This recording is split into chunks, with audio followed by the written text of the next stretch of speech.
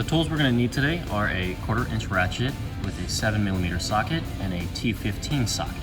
We're going to start by taking out the 7mm bolt on the underside of the tray here to remove this piece and get access to the T15 bolts behind it.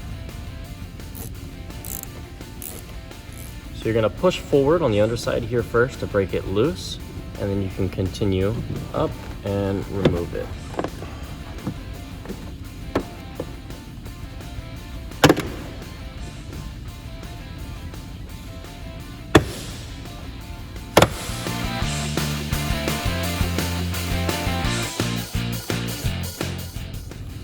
So these are going to be the 3 T15 bolts you're going to remove. You've got one here, and one here, and then we'll be able to peel back the carpet.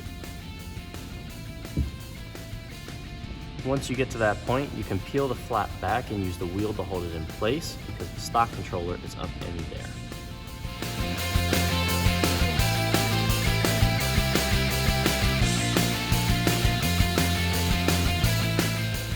Now we're going to go up and remove the stock controller. Now you want to start by finding the flat area of the stock controller in the back. That's going to be your good starting point. There's going to be 2 tabs at the top of it that you push up and it'll pull and release the controller. So this is the important part. Now that you've got the controller out, you're going to go to the top of the connector here and pull here. Then you'll be able to lift up. And as you lift up, it'll push the controller out.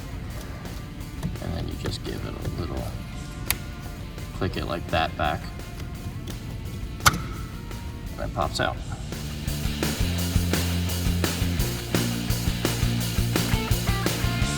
Okay, so now that you've got the stock controller out, you can get ready to put the new one in. You want to make sure that this white plastic piece is flush with the rest of the connector because it can tend to pop out. Once you've ensured that, you see 2 different rows here. You have 1 row of pins on the top and 2 rows on the bottom. You want to match that with the rows of pins in the DSC. So once we've gone ahead and done that, we're going to line it up, insert just like this, push it in a little bit, and then fold the tab in. You'll hear it click and pull it in just like this. Close, make sure it's all in there, and you are good to go. It'll be simple to put it back in because it's a smaller form factor than the stock, and you can just reverse the steps to install it back into the car.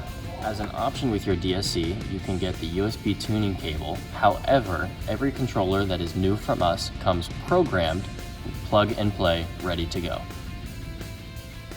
The way to route the optional USB cable is to go through the rubber grommet right above the dead pedal.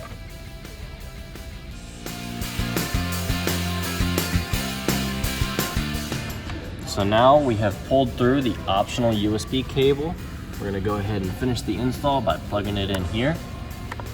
And now all you have to do is reverse the removal process and you're ready to go. After routing the optional USB cable, tuck it neatly underneath the door trim. Again, this cable is optional, not required, because your DSC comes already programmed for plug and play. This completes the installation. Thank you for watching.